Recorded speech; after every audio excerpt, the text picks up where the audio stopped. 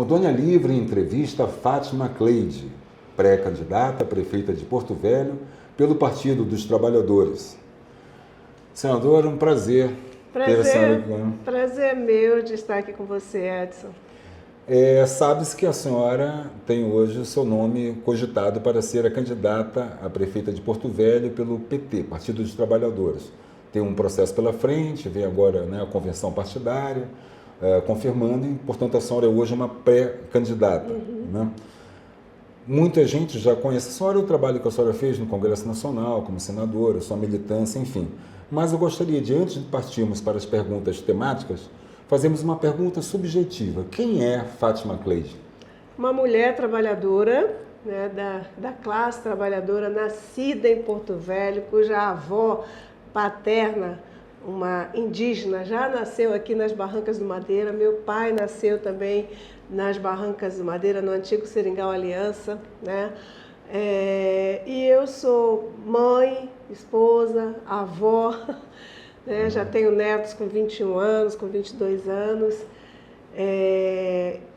Sou militante das causas mais difíceis, aquelas que são geralmente antipatizadas pela sociedade, mas sou sobretudo militante dos direitos humanos, dos direitos das mulheres, dos direitos das crianças, dos adolescentes, da juventude, das pessoas que são discriminadas por sua raça, como eu, né?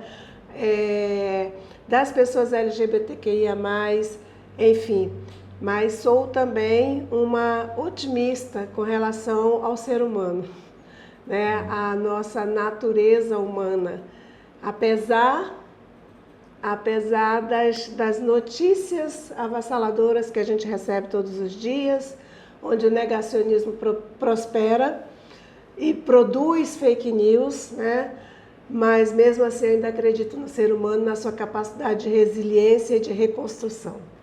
Considerando que a sua candidatura hoje, a sua pré-candidatura, ela vem na sequência já de uma atuação política, né? Eu complementaria essa primeira pergunta perguntando quem foi a senadora Fátima Cleide nos 8 anos de Congresso. Foi uma mulher atuante, né, que não fugiu de nenhum debate, certo? Fez tudo que deveria ser feito naquele momento. Eu fui base de apoio do governo do presidente Lula, não tenho nenhum centímetro de arrependimento, muito pelo contrário. Naquele momento fui também a parlamentar que mais mobilizou recursos para o estado de Rondônia. Se hoje a gente tem duas pontes sobre o Rio Madeira, a digital da senadora Fátima Cleide está lá. Se a gente tem um debate nacional sobre direitos humanos, a senadora Fátima Cleide estava lá. Se a gente tem debate sobre economia, a Fátima Cleide estava lá.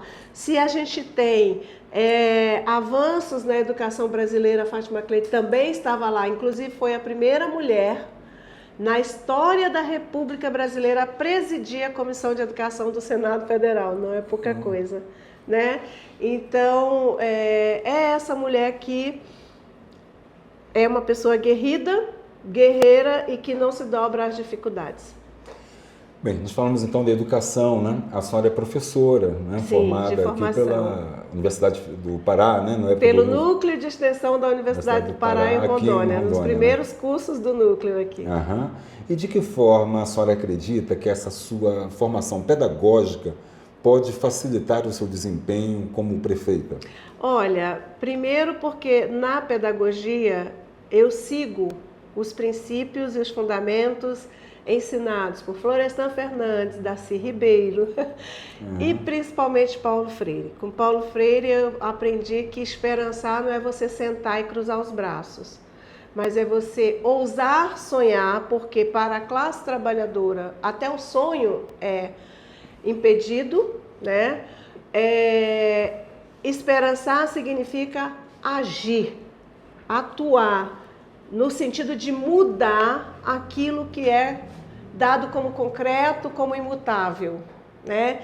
Então, nessa ação do esperançar, eu acredito que a experiência da minha vida toda de militância política, quer seja como representante num sindicato, quer seja como representante no mandato parlamentar ou no poder executivo, ela trouxe para mim a capacidade de ouvir e principalmente ter a disposição de dialogar e propiciar a participação social. Eu acredito que é nesse tripé que a gente pode ter sucesso em qualquer área da vida. Eu aprendi com Paulo Freire. Ouvir, participar, agir e mudar. Toda e qualquer realidade. Né? Então, Paulo Freire também diz que a gente não aprende sozinho, né? Que ninguém faz nada sozinho, a gente faz em comunhão. Sim. Então, por isso, eu valorizo muito a participação social, a organização dos movimentos sociais, e por isso que é importante ouvir. Bom, falamos então de Darcy Ribeiro, né? E agora o governo federal está com um programa da Escola da Educação em Tempo Integral. Inclusive, quem coordena aqui no estado é a professora Cidinha Zuin, que é uma colaboradora aqui do nosso Centro de Estudos, Pesquisa de Direito e Justiça. E eu queria saber da senhora, assim, a senhora passando na convenção, né? Sendo eleita, né? Então tem essas duas condicionantes aí. A senhora, como gestora de Porto Velho, por onde a senhora começaria a concretização da educação em tempo integral? Olha, a educação de tempo integral no município de Porto Velho, ela já é uma realidade porque já foi assinado o pacto pelo município no dia 29 de abril. Sim. Né? É claro que você não consegue, em 4 anos, garantir educação em tempo integral para todo mundo. Isso tem que ser uma coisa gradativa. Eu ainda sou só pré-candidata, nós precisamos ter acesso, né, aos projetos e aquilo que está sendo implementado pela atual gestão para poder estabelecer um projeto, né, de expansão da educação integral. Mas eu acho que antes da educação integral, nós precisamos garantir que todas as crianças tenham acesso ao ensino fundamental, que é a responsabilidade constitucional do município. É garantir o acesso, a permanência e o sucesso das crianças de 1º ao 5º ano. Né?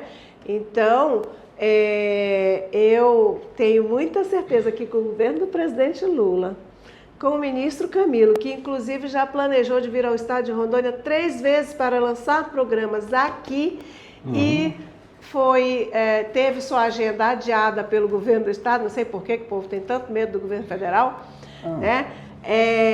Mas somos parceiros hoje e poderemos ser numa possibilidade de administrar novamente a cidade de Porto Velho, como já tivemos. O PT já administrou Porto Velho de 2004 a 2012 e a parceria com o governo federal foi que nos proporcionou até hoje ser o melhor governo que já passou por essa cidade. Então nós queremos isso de novo, aproveitar esse momento em que nós temos o presidente Lula na presidência da República, os ministérios com os programas que nós precisamos implementar aqui para garantir a inclusão social. Então garantir que a criança lá do Rio Madeira, em Calama, sabe, a criança que está em Vista Alegre do Abunã, Fortaleza do Abunã, possa ter acesso à educação de qualidade, é o nosso objetivo.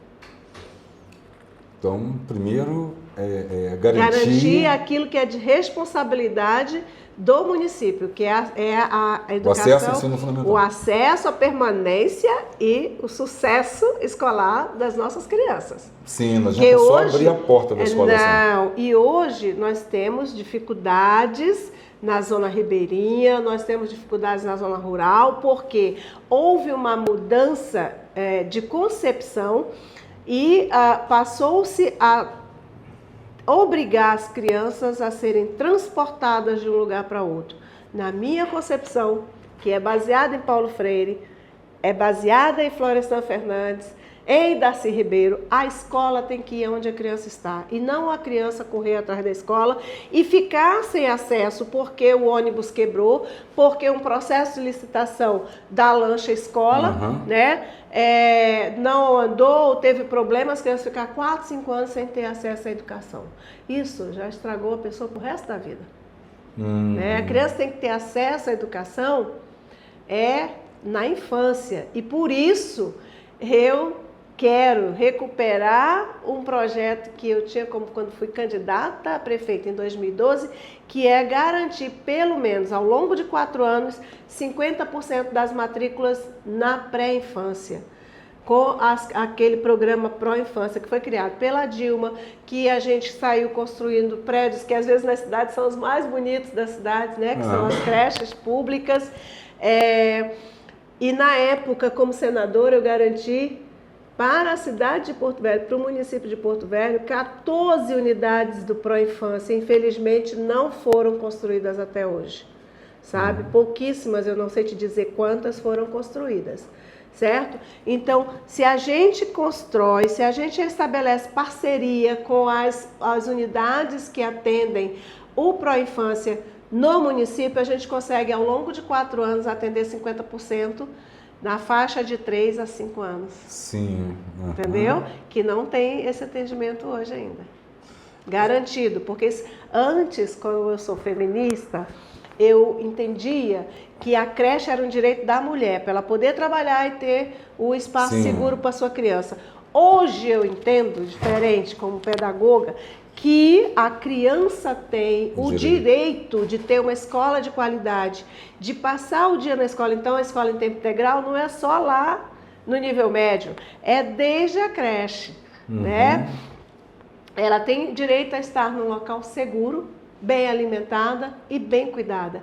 E o programa Pró-Infância, Edson, eu não sei se você sabe, mas ele garante que tenha não apenas a pedagoga e a professora, mas que nessa unidade tenha uma assistente social, uma psicóloga, né? Que tenha também alguém da área de saúde para socorrer. Então você vai para o trabalho com a garantia de que teu filho está bem cuidado, está tendo acesso à socialização, porque é isso o objetivo pedagógico nessa primeira infância, né? E o meu sonho é que a gente possa atender também de 0 a 3, mas vamos devagar porque a demanda é muito grande. Sim. Então, se a gente garante 3 a 5, a gente já faz um grande trabalho. E de 5 a 9, né, é a responsabilidade do município, não tem para onde correr.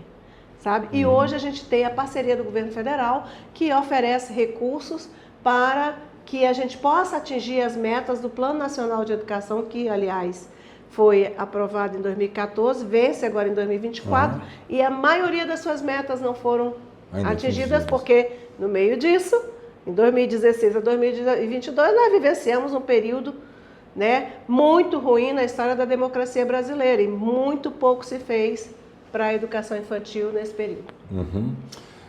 Sandora, a gente percebe uma preocupação sua com uma lógica procedimental, né? Então, primeiro vamos fazer isso, depois vamos fazer aquilo, né? Para estabelecer metas. Hoje se fala muito em cidade inteligente, né? Esse conceito. Nós aqui do Centro de Estudos e Pesquisa de Direito e Justiça, né?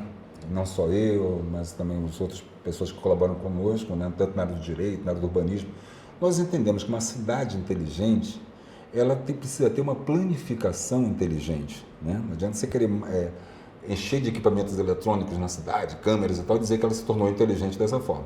Se nós não temos um planejamento inteligente, então veja, aqui em Porto Velho... Mais para invasiva do que para inteligente. Exatamente, o Big Brother, né?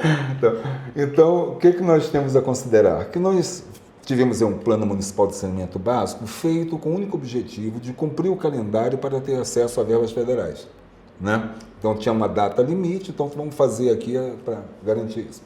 Mas nós não temos um plano de gestão de recursos hídricos. E se nós olharmos hoje para situações como a do Rio Grande do Sul, nós vamos ver que importância tem. Então eu queria saber, na sua interpretação, já vou dizer como gestora, né, que pelo menos a senhora se propõe agora a ser uma gestora do município. Como é que a senhora vê nós termos um plano de saneamento básico sem termos um plano de gestão de recursos hídricos? Eu vejo como um absurdo, né? E quando eu falo de planejamento de recursos hídricos, eu não posso ver apenas uma bacia. Porto Velho é uma cidade, aliás, um município que na sede do município nós temos 6 microbacias que precisam ser estudadas, que precisam ser desocupadas nas suas margens, né? Porque nós temos uma grande ocupação, certo? De moradias irregulares, né? Que não só é prejudicial para a pessoa que mora com relação a alagamentos e perdas, mas é prejudicial também para o município, porque ali é área de recolhimento de esgoto, é área de recolhimento de lixo, né? E tudo isso impacta no saneamento da cidade. Agora, eu quero lembrar, Edson, que no governo do presidente Lula, no primeiro governo, nós criamos uma coisa chamada Programa de Aceleração do Crescimento, o PAC, e que naquele momento o governo federal ajudou o município de Porto Velho com mais de 640 milhões de reais. E até hoje nós não melhoramos 1 centímetro o saneamento dessa cidade. Nós somos o município com o pior índice de saneamento do Brasil. 10ª referência. O que aconteceu com esse dinheiro? Né? Boa parte dele, eu moro na Zona Leste, no bairro Três Marias. Né? Eu moro no Conjunto Rio Jamari. Ah, sim. Que teve uma lógica de construção, que tem saneamento, tem abastecimento de água próprio, né? Mas do ladinho nós temos Pombais, 1, 2, 3, né? Que lembra lá dos anos ainda de meados de 80 para 90. Tínhamos Os Pombais, aqueles conjuntos habitacionais. Pombal, eu lembro do Pombal. Ali no Pombal não tem água. Passou o cano na frente das ruas, mas não chegou a água na torneira das casas. As pessoas vivem a partir dos seus poços. Alguns com poços mais conseguiram ao longo do tempo construir um poço artesiano, mas a maioria é poço ainda daquele modelo bem antigo que a gente conhece. Nós estamos vivenciando uma coisa que os negacionistas dizem que não é verdade, as mudanças climáticas. O Rio Grande do Sul é só o prefácio do que pode acontecer com esse país, né? Já são mais de 400 cidades, eu não sei o resultado de ontem para hoje, porque eu não tive tempo de ver ainda, de 400 cidades alagadas, que se tornaram rio. Rio tomou o lugar dele, né? É porque a natureza é assim mesmo? Não, não é a natureza que é assim, não. É a ação humana de exploração desse recurso natural que tornou esse desastre possível. Veja, ontem eu tive acesso a um plano do governo Olívio Dutra, que foi prefeito de Porto Alegre, entre 89 e 92. Um plano que dizia o seguinte: para não repetir em Porto Alegre 1941. 1941 teve uma grande enchente no Rio Grande do Sul, mais especificamente Porto Alegre. Né? Então, naquela época, entre 89 e 92, nós tivemos um governo que se preocupou com o desastre natural e elaborou um plano. Só que em seguida mudam os prefeitos.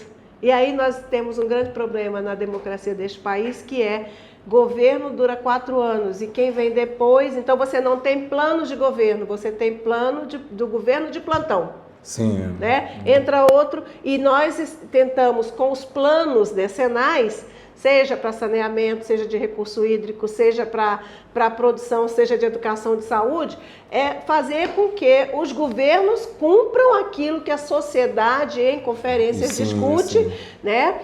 E implemente. Então, se tivesse sido acontecido o plano que o Olívio Dutra fez para Porto Alegre no início dos anos 90, que deixou como legado, hoje a gente não teria isso acontecendo, não é verdade? Então esse plano se baseia no estudo da bacia hidrográfica, sabe? Aí, isso tem que ser revisto, né? Nós temos que ter compromisso efetivo de ter saneamento, porque sem saneamento a gente não tem água, sem água a gente não tem saúde. E a gestão do recurso hídrico, inclusive, ela prevê os comitês, né? De bacias hidrográficas, tudo isso. Então, assim, eu acho que é hora de revisar.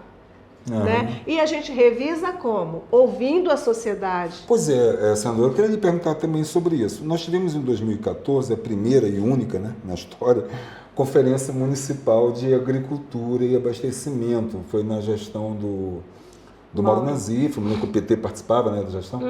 E eu lembro bem até do então vereador Cid Orleans acompanhando os trabalhos. Então. O documento final dessa conferência, feita com participação popular, foi aprovado na íntegra pela Câmara e se transformou na lei que instituiu a Política Municipal de Produção e Abastecimento e estabeleceu o primeiro plano decenal. Né? Isso foi em 2014, nós estamos em 2024. 24 é hora de revisar. Pois é, esse é um compromisso seu? Com certeza. O meu compromisso é participação social, diálogo social, sabe? Com a sociedade, fazer junto. E com os órgãos governamentais e de justiça também, porque tem muitos problemas que acontecem na gestão pública, às vezes por um erro, um equívoco, né? E você inviabiliza obras que levariam melhoria para a sociedade, certo?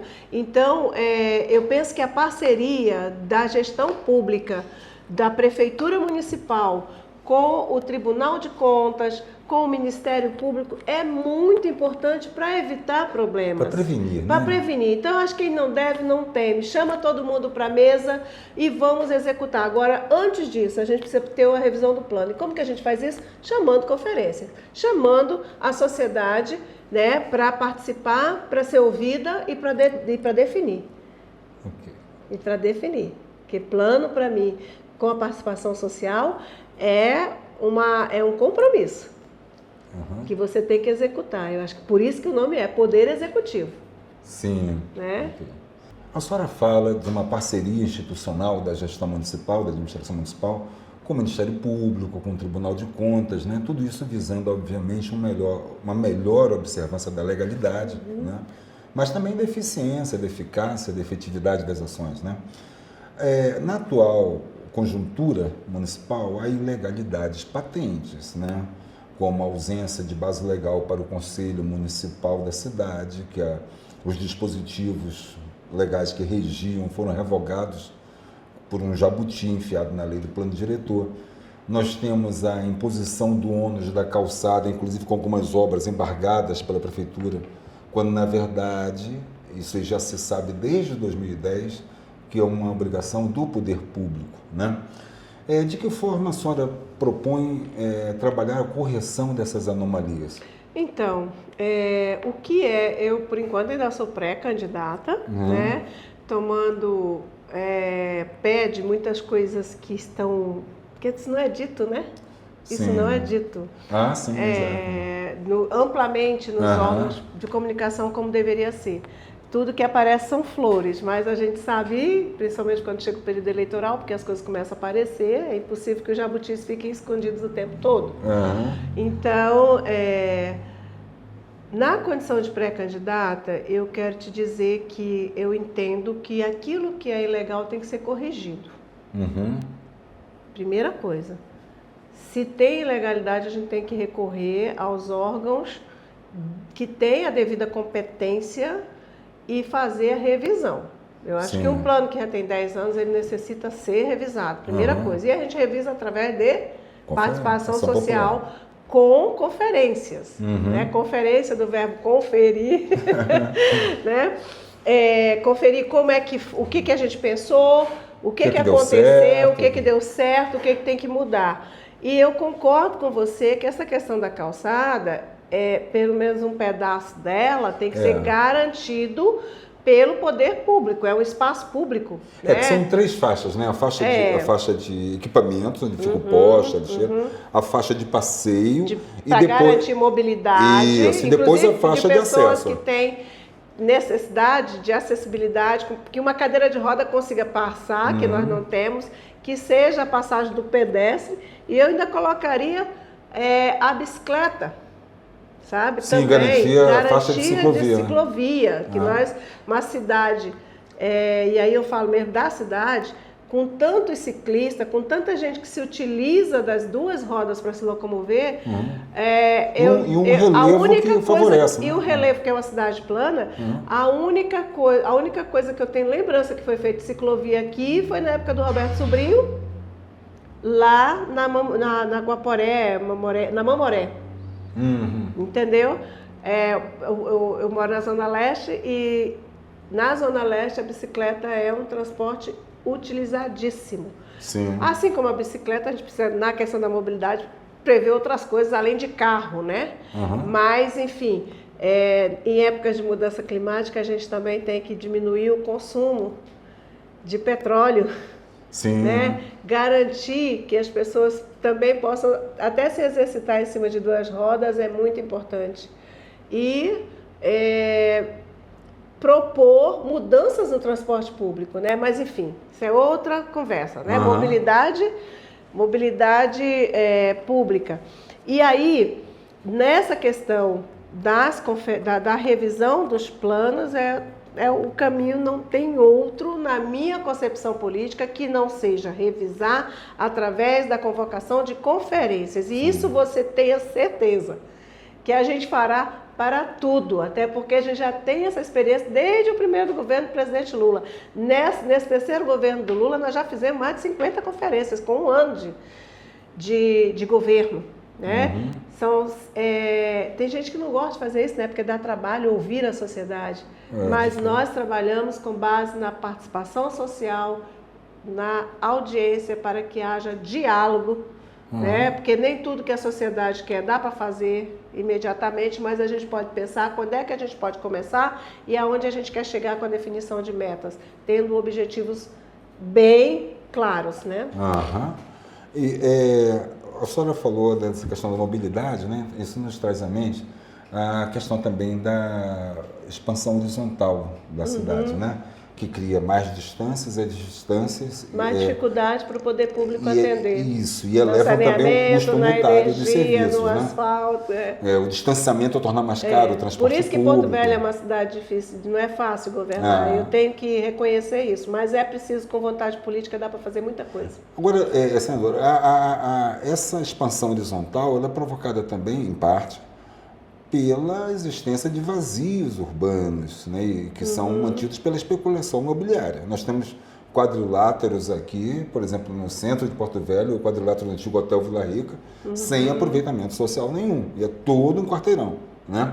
Temos outras áreas assim que trazem insegurança para a população, né, favorecem. O que eu costumo dizer é que vazio urbano não existe. Ele vai ser preenchido por alguma forma, né? Então trazem segurança para a população, uma série de outros problemas até de saúde, né? Às vezes se transformam em viveiros, né? Para dengue, para malária, etc. Então essa é uma questão que ela requer hoje uma atenção concentrada. Tem eu tive acesso agora num evento que nós participamos, a um trabalho de uma arquiteta que pesquisou, e que é interessante que os vazios urbanos, eles não se expandiram para a periferia. Por exemplo, eles continuam concentrados no centro da cidade. A área central que mais tem vazio urbano. Né? Então, eu queria saber também, na sua visão como pré-candidata, mas qual a sua proposta como gestora, né? De que forma dá para fazer um enfrentamento disso daí? Tem alguns problemas que são também da justiça, né? Tem algumas áreas que estão sob júdice, né? E que o poder público, eu acho que pode provocar a justiça para ser mais ágil na definição do destino, né? Sim. Do destino da área. Mas eu penso que essa questão remete à anterior, que é a legalidade do Conselho Diretor. Ou do Conselho da Cidade, que é quem tem a competência para olhar o plano diretor da cidade, do município, não é verdade? Então, acho que o plano diretor ele tem que definir quais são as zonas especiais de interesse social para que a gente possa organizar a cidade. E com certeza a prefeitura tem um papel importante no sentido de buscar a ocupação desses espaços ociosos. Ainda que uma ocupação provisória. Sim, né? Até que a justiça resolva, né? Por exemplo, um prédio daquele, com tanta gente sem ter onde morar, aquele prédio do Vila Rica, por exemplo, que está ali acumulando... Com aluguel social ali. Né? Pois tem que ter alguma coisa que deve ser feita, não dá para deixar esses espaços... trazendo prejuízo para a sociedade, trazendo prejuízo para o município, porque quem paga o médico, quem paga o posto de saúde, quem paga o remédio é a municipalidade. Né? Então, são ações de prevenção que o município tem que cuidar, e aí eu digo mais uma vez, chamando a justiça, chamando a sociedade para dialogar e buscar as saídas e as alternativas. Certo? Exatamente. Eu acredito que é por aí que a gente vai conseguir. Sim. Né? Uma cidade inteligente tem que ter participação social. E falando dessa questão dos terrenos vazios, nós já tocamos aí na questão da segurança pública. Muita gente acha que o município não tem nada a ver, porque não tem polícia, etc. Mas de que forma a senhora acha que a gestão municipal pode contribuir com a segurança pública? Olha, primeira coisa, iluminação pública. Né? Tenho até dito que é uma das coisas que eu elogiei muito o início dessa gestão, porque primeiro tomou uma decisão de trocar as lâmpadas que eram amarelas pela lâmpada branca, que isso já tem estudos e mais estudos científicos que demonstram que melhora muito a segurança quando você amplia a visibilidade, né? O crime adora uma treva, a escuridão, não é verdade? Então você pode contribuir com isso. Hoje eu já tenho outro olhar, principalmente na periferia onde a gente mora, né? Tem um poste com energia e 3 sem. Sim. Você está entendendo? Basta dar uma volta pela periferia. O centro, você anda por aqui assim, está tudo muito bom, mas pela periferia a coisa é diferente. Então, cuidar da iluminação pública, cuidar dos parques, cuidar das cidades, garantir a educação de qualidade, porque se eu não garanto acesso à educação para as nossas crianças, serão jovens entregues às facções, né, para ser força de trabalho de facção. Sim. Certo? E eu tenho uma lógica que também foi dita aí pelos nossos antecessores, né, que são os nossos que nos iluminam na educação, que a cada porta que você abre de uma escola, você fecha uma porta de presídio. Não é? E quanto mais cedo você oferece a educação e a sociabilização, que é a creche, né, você tem mais possibilidade de sucesso na vida escolar para a criança. Então, educação também é segurança. Sabe? Garantir esporte e lazer para a nossa juventude. Garantir trabalho e renda. Mas a prefeitura não tem obrigação disso. Não tem obrigação? Se você promete que vai cuidar das pessoas, tem obrigação sim.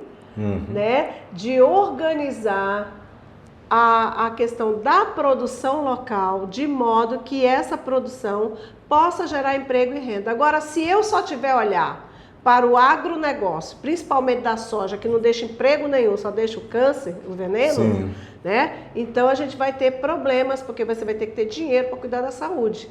E você não tem geração de emprego e renda, você não tem empregabilidade para a nossa juventude.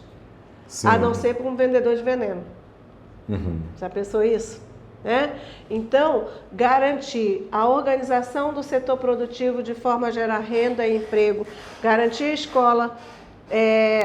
O município não tem a obrigação constitucional com o ensino médio, né, com o ensino tecnológico, mas eu posso fazer parceria com o Instituto Federal. Sim. Eu posso, inclusive, pedir ao governo federal que implemente mais institutos federais, mais campos do Instituto Federal aqui. E isso eu posso dizer a você que tenho experiência, porque dos 10 campos que existem aqui no estado hoje, 9 eu sei contar a história de como que ele nasceu, porque fui articuladora deles.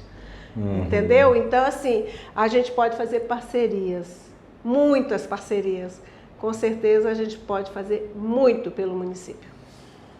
Hoje, um segmento populacional que está em crescimento, né, é o da pessoa idosa. Né? Nós. Pois é, eu mesmo já tem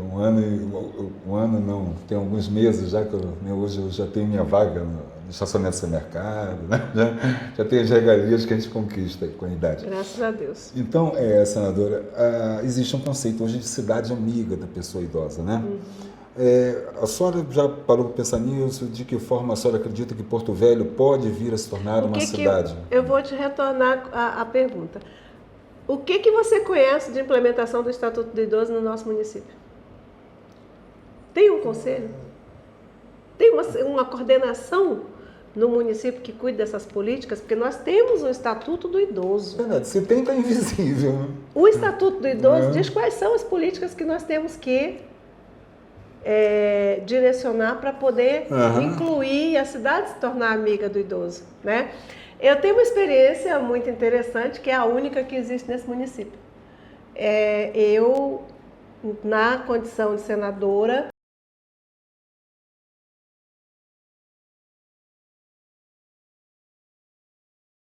destinei recursos para o município de Porto Velho, na gestão do prefeito Roberto Sobrinho, para construir o único centro de convivência de idosos sim. que a gente tem lá na Zona Leste, Na Amazonas? que passa mais tempo fechado para a reforma do que atendendo, né? Então, na Amazonas. A gente tem que cuidar da saúde do idoso, a gente tem que cuidar da segurança do idoso, porque são pessoas que já ficam, de certa forma, vulneráveis, até a família. Você viu aquele caso da mulher no mês passado, né? E o povo dos bancos disse que isso é muito comum. Aquele caso foi registrado, Paulo, né? Do tio Paulo, há uma exploração do idoso. Então, assim, a gente precisa garantir acesso a lazer, acesso à cultura, acesso ao esporte, porque o idoso não está morto e ele tem direito, ele já produziu, né? Então, tem que ter essas garantias, tudo previsto no Estatuto do Idoso. Agora, o que a gente fez? A gente tem uma conferência do idoso? Verdade. A gente tem difusão dos direitos do idoso previstos no Estatuto do Idoso? Não tem. Então, a cidade amiga do idoso, a primeira coisa que ela tem que fazer é conhecer o Estatuto do Idoso. E se preparar para atender bem. O que a gente faz hoje? Estamos tendo uma inversão na pirâmide, né? O país, e consequentemente os municípios, porque um país é constituído por municípios, está ficando com a população idosa em maior número. Sim. Né? E isso é urgente, a gente ter uma política de atendimento às pessoas idosas. E não adianta querer criar a roda, não. Basta olhar aquilo que determina o Estatuto do Idoso. Sim. Né? Buscar recursos, porque recurso não dá em árvore. Sandora, e também concretizar efetivamente, que, por exemplo, nós temos vagas nos supermercados, mas muitas vezes nós chegamos, ela está ocupada, né, por um outro carro qualquer. Pode até ser um idoso que está dirigindo, mas não tem a plaquinha de identificação, né? E isso aí remete à questão da fiscalização de trânsito. Com certeza. Né? E hoje nós sabemos que o quadro de fiscais de trânsito do município ele está defasado. Né? Muitos já estão até se aposentando. Como é que é o transporte do idoso? Né? Para ele ter acesso ao transporte, qual a facilidade que eu, enquanto ente municipal, garanto? Sim. Né? Ele tem que tirar uma carteirinha. Bom, para tirar a carteirinha ele tem que pegar um ônibus, aí ele vai pagar o ônibus, ele não tem o dinheiro para o ônibus, já não foi tirar a carteirinha. Sim. Né? Em algumas cidades, basta você mostrar a carteira de identidade e o fiscal nem precisa ir lá, o cobrador, sabe, olhar a tua carteirinha. Você mostrou a carteirinha, tem fé pública, né? Sabe? Exato. As pessoas acessam o transporte e vão aonde elas querem. Sabe, isso implica e muito para a autonomia dos idosos. Sim, não ficar dependente, né? O livre trânsito, né? Agora, aqui em Porto Velho a gente está garantindo isso? Primeiro que o transporte público é mínimo, né? Tudo isso tem que ser visto. Transporte, saúde, acesso a lazer, acesso à cultura. E a minha ideia é que a gente possa buscar recursos junto ao governo federal para a gente construir em cada zona da cidade pelo menos um centro de convivência dos idosos. Que funcione. Que funcione todos os dias, inclusive. Hoje também se fala muito no conceito de cidade sustentável. Né? A senhora assumiria o compromisso, uma vez eleita, né, uma vez candidata eleita, de em 4 anos tornar Porto Velho uma cidade sustentável? Do jeito que ela está, quem disser que faz isso em 4 anos está mentindo, e eu não iria mentir aqui.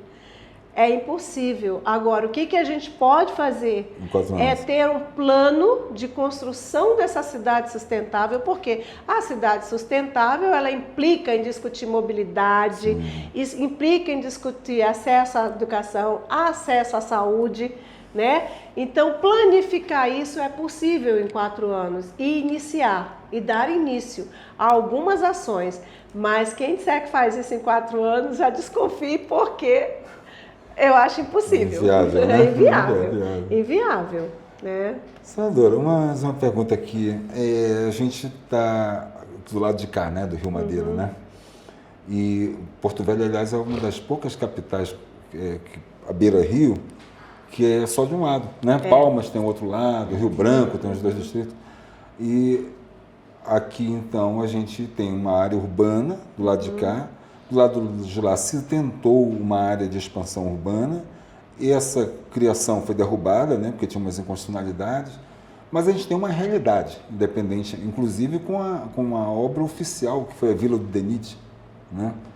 Quer dizer, então a urbanização está acontecendo. Se é legalmente área urbana ou não, a gente, né, vai discutir isso, mas já está acontecendo, já existem assentamentos ali, naquela região onde seria a Vila do DENIT, está todas já as pessoas morando ali também, né, um pouquinho mais à frente, entrando à direita no BR. Enfim, nós temos uma realidade fática na margem esquerda do Madeira. Uma eventual gestão sua, o que a senhora faria? Eu queria dizer assim, como beiradeira do Rio Madeira, eu sou uma pessoa que tem verdadeira paixão pelo outro lado do rio. Acho que nós temos o privilégio de ser uma cidade que não ocupou a beira do outro lado. Primeira coisa, eu acho que do ponto de vista da pessoa que sonha em manter aquilo, em poder chegar na beira do Rio Madeira do lado de cá e olhar para o lado de lá uma paisagem e natural, contemplar, né, uma paisagem natural. Uhum. Segundo, na beira do rio existem comunidades que são tradicionais, certo? Até aqui mesmo, São Sebastião. Tem São Sebastião e tem outras ali mais para baixo, que são tradicionais e que precisam ser consultadas. E outra, a gente tem uma realidade climática e uma realidade de uma construção de uma hidrelétrica na frente da cidade que nos obriga a ter responsabilidade pública. Então eu penso que o plano diretor, que tem que ser revisto, que tem que ser legalizado, né? Que tem que ouvir as pessoas. Primeira coisa, tem que ouvir as comunidades locais. Segunda coisa, tem que preservar uma margem, e aí eu já vou falar do ponto de vista da ambientalista, de pelo menos 500 metros, sabe? Para a gente garantir que não aconteça, ou pelo menos buscar garantir que não aconteça com Porto Velho o que está acontecendo com o Rio Grande do Sul. Sim. Certo? Ali também teve rompimento de barragem. Certo? Deus me livre, né, de um processo desse aqui. Mas a gente tem que... Eu acho que a gente pode garantir a criação no plano diretor, e aí é uma ideia, né, que eu tenho e que outras pessoas já discutiram há muito tempo aqui, criação de um parque, né, que garanta uma faixa da margem do rio que não seja explorada do ponto de vista urbano, né, para que não se construam espigões, certo? Sim. Porque está na beira do rio e depois a gente tem que chorar sobre o leite derramado. Então, como que você preserva? Instituindo um parque com, pelo menos, na minha cabeça, pelo menos 500 metros, certo? De extensão, de margem, para que a gente possa garantir. A partir daí, vamos discutir como fazer. Hoje, com a ponte, é inevitável que as pessoas queiram morar mais próximo. Eu tenho amigos que são da comunidade de São Sebastião, que moravam em condomínios distantes na Zona Sul e que decidiram morar no sítio, porque ficar mais próximo com a ponte. Né? Que a Fátima Cleide lutou muito para ter. Sim. Né? Então, tudo isso eu acho que a gente resolve com decisão política, mas pensando na legalidade, pensando na realidade de mudança climática que a gente tem hoje para evitar desastres. Sim. E aquela margem, ela tem que ser preservada com floresta, inclusive, com adensamento florestal. Então seria um trabalho não apenas de urbanização, não, tem que ser ordenado. A gente tem que ordenar a ocupação do outro lado do Rio Madeira. Eu acho que seria sonhar demais dizer que não vamos ocupar. Né? Porque o mercado imobiliário, inclusive junto com a classe política, tem muita força.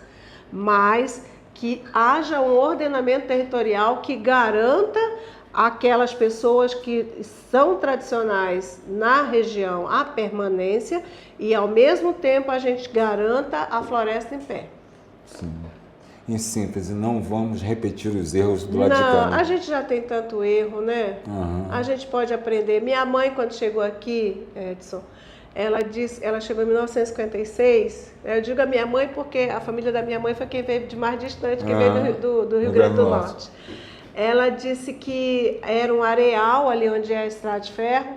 Né? Meu irmão, inclusive, vendia raspadinha lá. Era, onde é a estrada de ferro.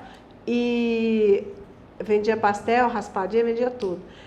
Daí, ali tinha praia, né? E na praia tinha tartarugas.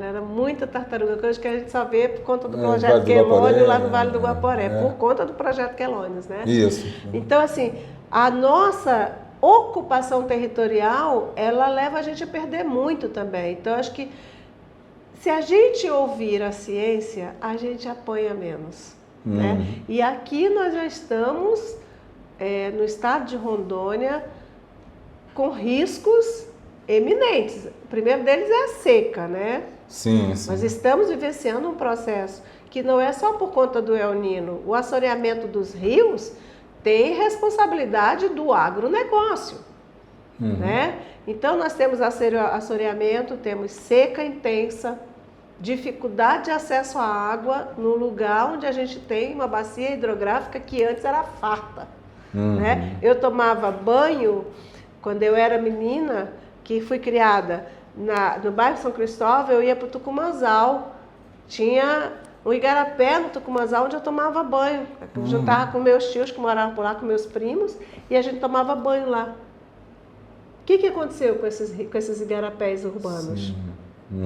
Né? Viraram valas, viraram esgotos, sabe? Então tudo isso a gente tem que rever, ainda dá tempo. Embora a mudança climática, os painéis da ciência nos indicam que a gente está chegando, falta vírgula ponto qualquer coisa para a gente chegar no ponto de não retorno. Mas eu ainda acredito na possibilidade de reversão. Basta que a gente mude a forma como a gente está explorando a terra.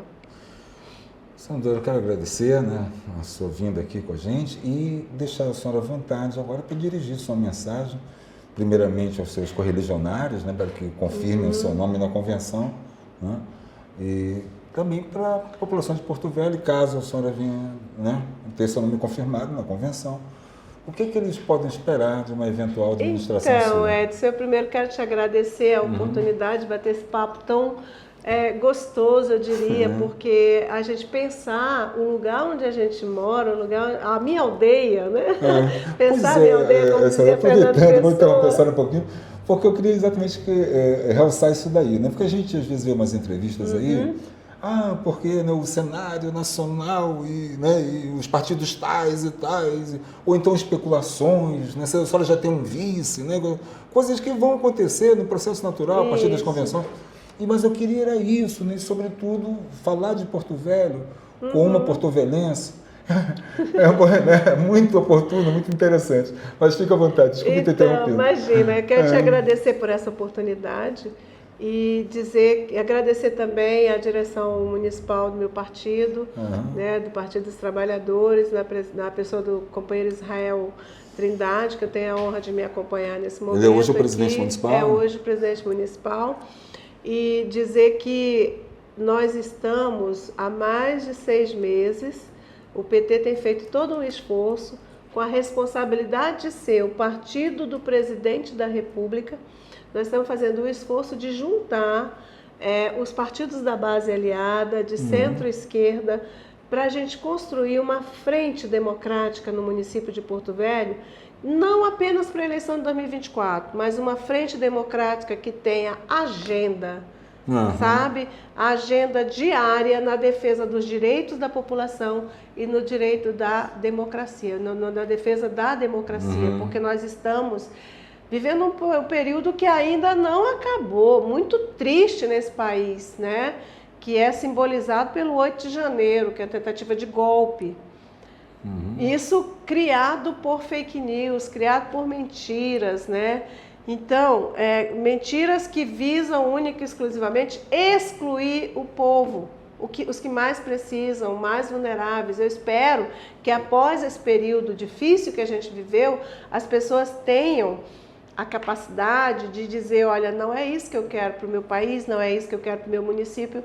Quando pegar uma informação que antes de repassar, verificar, você que é jornalista sabe que isso é a base, qualquer pessoa que vai transmitir uma informação, verificar a veracidade dessa informação, porque hoje transmitir mentiras via mídias sociais também é crime. A pessoa pode ser responsabilizada. Então, vamos ter responsabilidade agora criminal ao transmitir mentiras. E eu tenho muito receio que essa eleição vai ser permeada por isso. Mas, enfim, nós estamos tentando construir essa frente democrática e nossa candidatura, nossa pré-candidatura, ela é um instrumento nessa construção, né? Nós temos toda a disposição. Eu hoje estou trabalhando na Presidência da República, na Secretaria do Ministério, aliás, no Ministério da Secretaria-Geral, onde a gente tem a responsabilidade de conversar com os movimentos sociais.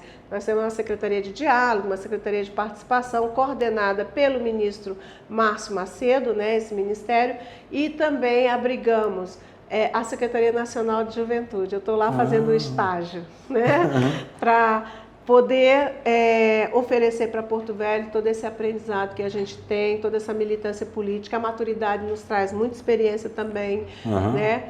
Mas isso não é uma condicionante, uma imposição do Partido dos Trabalhadores. Nós vamos trabalhar para que a gente tenha um programa de governo para oferecer para a sociedade, né, que melhore a vida do povo, como a gente já fez aqui, e que traga dignidade, principalmente para os municípios dessa cidade, esteja ele onde estiver, seja na zona ribeirinha, na zona chacareira, que inclusive é um outro setor que depois a gente pode conversar mais, né, de grande interesse, né, do mercado imobiliário. As chácaras que são hoje produtivas, tem um projeto da prefeitura de transformar em chácaras recreativas. Ora, num lugar que você precisa de garantir emprego e renda, né? Então, nós temos essa preocupação também.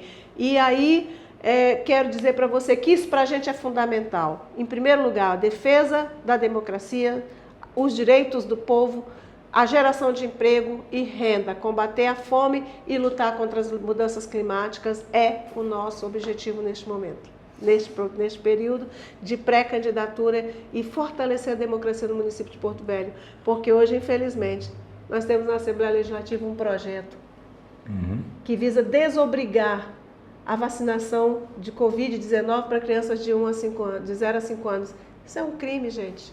Isso é um crime. Isso não poderia nem entrar em discussão, sabe?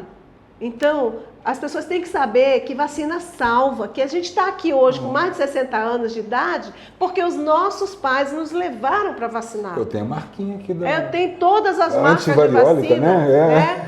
E meus netos, eu tenho um neto de 7 anos, eu tenho um neto de 2 anos, que compreendem, sabe, que a vacina vai salvar a vidinha deles, porque a gente educa dessa forma, né? Então, isso é educativo. Desresponsabilizar os pais de vacinar os filhos é oferecer um caixão. Meu pai dizia que ele não dava uma bicicleta, não dava uma moto para o filho, porque ele não ia dar o transporte para ir para o caixão, né? Então, hoje, o transporte para ir para o caixão mais rápido das nossas crianças, dos nossos jovens, de nós idosos, né? Já tomei vacina, a 5ª dose da Covid, já tomei vacina para dengue, já tomei vacina da influenza, porque eu quero viver. Eu sou uma idosa, mas eu ainda tenho muito a contribuir com a sociedade. Tenho 42 anos de serviço público e ainda sei que posso contribuir muito mais. Mas para isso eu preciso estar bem de saúde. E para estar bem de saúde eu me vacino. Mas a gente não ouve uma voz na Câmara Municipal em defesa das crianças, porque isso é defender as crianças de verdade. Mas a gente pode conversar sobre isso outra hora. Muito obrigada, querido. Muito obrigada, senhora, né, por aceitar o nosso convite e boa sorte e sucesso. Obrigada. Para nós, para o nosso município, para o plano diretor, para o Conselho Municipal da cidade. Então...